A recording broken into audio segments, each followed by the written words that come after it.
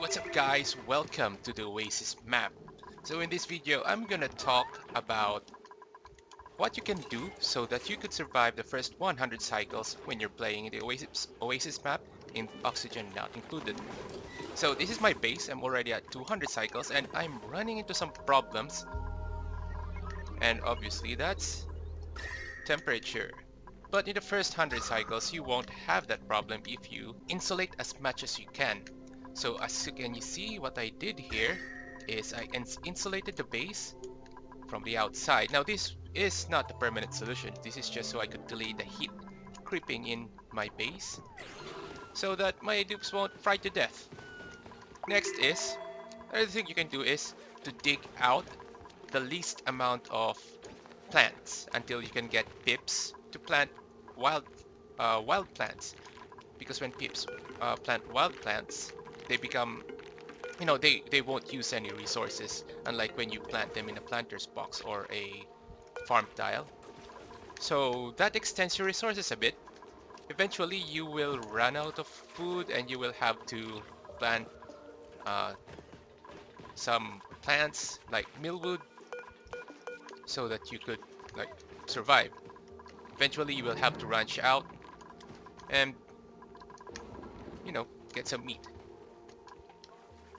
The other thing that you need to take into account, or you need to keep your mind on when you're in the first 100 cycles, is oxygen. Oxygen is really hard because you don't have any algae anywhere. Like, there's nothing. The nearest algae you'd get is in the... I forgot what you call this biome. In this biome, this is the starting biome in the older builds. You have to get there to get algae. And you won't be able to get there unless you dig out and you risk frying your dupes. You know how many times I had to send them to the triage cot because they keep on scalding themselves? A lot. I think one of them almost died at some point when I was playing this. So in order for you to get oxygen, you need oxyferns. You get as much oxyferns as you can and get your pips to plant them so that they'll be wild and they won't use any water. So this actually is enough for my 5 dupes. My oxygen consumption is... Actually, it's not enough. I have to run this for it to be enough. Cold oxygen generator that you can make, that makes oxygen from lumber. I think I saw this in Rothgar's channel, but I can't really figure out how to make it work. My pipes are at 60 degrees and the one in his video is like 10 or less than 10. So that's something I should work on. The next is, well, I think if you have those 3 things that I covered, insulate your base, plant oxyferns for your oxygen, wild plant them, maybe plant 2, 3 or 4 in a hydroponic farm or in a planter's box, and get some food. See, the heat is already creeping in. Now if I want to recover this, or to get them back to normal body temperature, I have to put here a icy fan and an ice maker so that the area would be cooler. Or I could move this wizard. Always make the best, or take advantage of printing a blueprint. Now I get fungal spores, but in a previous prints, I was able to get some food, and that got me from around 4 kilocalories to around 4,000 kilocalories to 30,000 kilocalories, and it helped my base extend its resources a lot. Now here are some problems I encountered while playing in this map. Eventually you will need your dupes to have more skill, get more skill points, which would increase their morale requirement. But the problem is, if your dupes are living on millwood and have this very, let's say, not so nice environment, they would tend to get stressed. So you need to deal with that. One way to deal with that is to create parks. because sparks have a morale bonus of 6. Nature reserve actually. Do I still have parks here? No, I think they're all gone. Yeah, I create nature reserves, but you can also create parks, which has a morale bonus of +3. So every time your dupe passes through there, they get a +2 or +6 morale bonus, and that really helps in keeping your dupes not stressed. So that they would perform better and they would do stuff better. And of course, you have to limit your population early on because of resources. So your dupes will have, like, look at my digger, my miner. He's a miner. He also has building skills, and my researcher has research skills, and also can farm and can operate stuff. Now this guy has this skills, research, and exercise training, improved carrying, so that eventually you could easily get him on a exosuit. These two guys are new, so I just got them to make, to make things go a little bit faster. So I think one of the things that helped me out here is this polluted water vent near my base. Polluted water vents are really good because they output polluted water at 30 degrees Celsius. It's a huge heat sink. You can basically run everything outside, run a pipe outside and pump it around so that your base won't heat as fast. But eventually you will have to deal with a huge amount of polluted water. Another advantage of being in this map is you could get clean water out of that polluted water running that to the sieve. Well, initially it would have a lot of germs, but because it's hot, I think, correct me if I'm wrong, the germs eventually die out a bit fast. So I have clean water, but it's at 45 degrees Celsius. So my next goal is to cool that, to cool everything. That's the next thing that you need to do in an Oasis map. Cool the area, because your base will eventually get cooked. So right now what I'm doing is getting my plastic production up, and oh my gosh, this should be made from gold amalgam. So get the plastic production up and get my steel production up.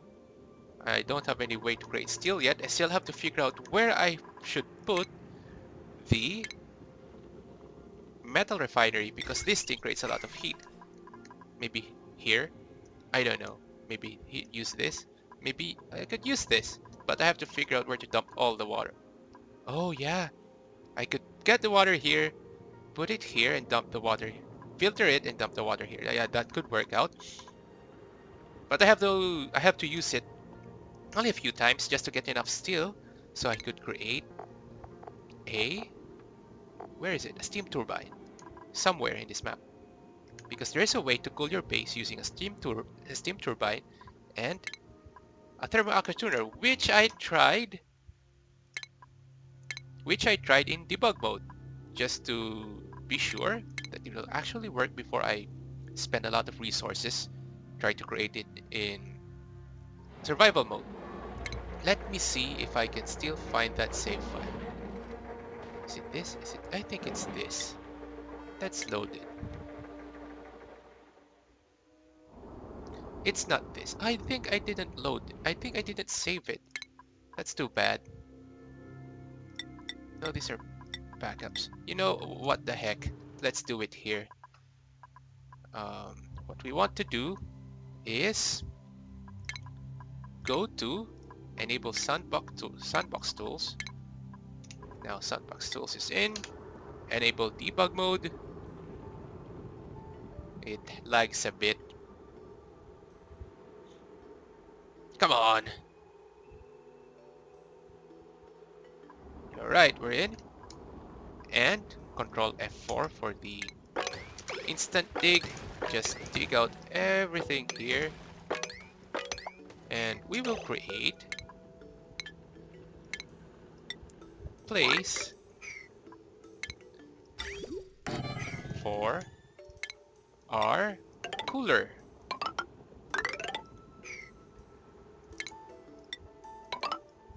So basically what you want is an enclosed aqua tuner and a steam turbine right above it. Now you have to pump. Okay, I have to find somewhere to get. Okay, put another shoot. Put another chamber below. Okay, and we're gonna have to fill that.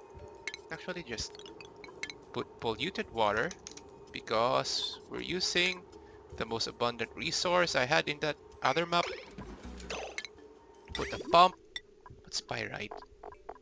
Called amalgam. Amalgam. I guess it's just the same. How do you really pronounce that, guys? Can you help me out? Now, I have to put it here. Oh wait, this is wrong. This one should be made of steel. We want that to be made of steel because of its overheat temperatures plus 200, because we're gonna run this thing at 200 degrees Celsius. Now, we're gonna put a thermosensor. Put a plate there. Actually, I have to put the plate here. Put a thermosensor here. Put it here. Now we need to pipe that here. Okay, I'm sure you can see that this is a mess, but okay. But of course you can just, refine. Something's wrong.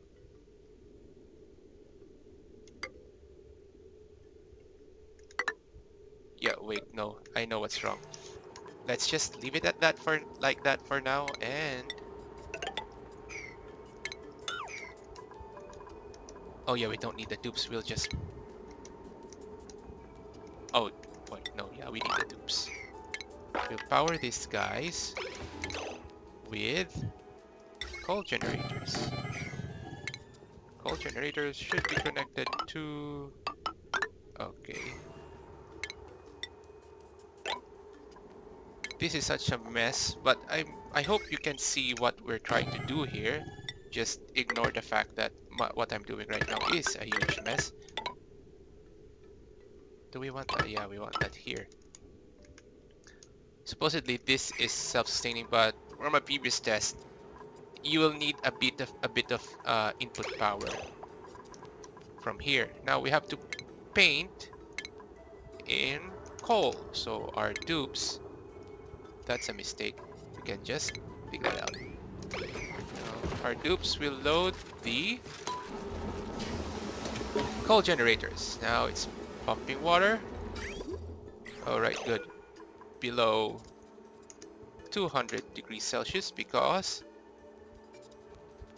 it needs output. Of course it needs output. Put here, and we will put water in there. At around 375 Kelvin. I think that's too much. Vacuum. Alright. Now it's creating steam. You need at least 125 degrees Celsius of steam for this to work out. Now what we need here is we just need this to pump something here. Actually, we can delete this for now because I'm an idiot and I assembled it wrong.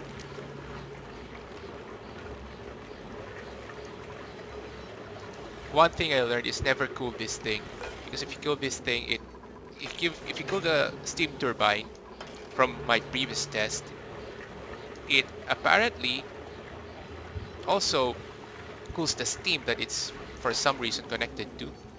What's happening? I need more power. And we'll use more power. We'll put more power, I mean. Adding another generator. Alright, cool. Now let's deconstruct this one and replace that with a radiant pipe. That should be enough.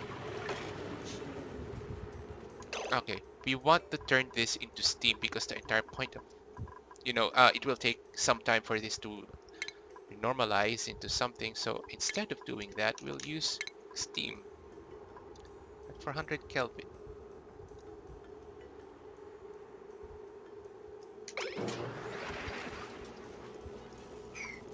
Okay.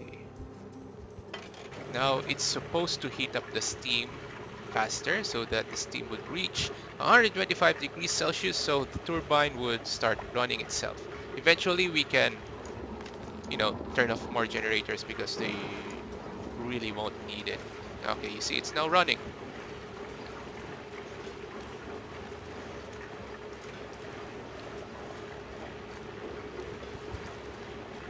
Now we just wait.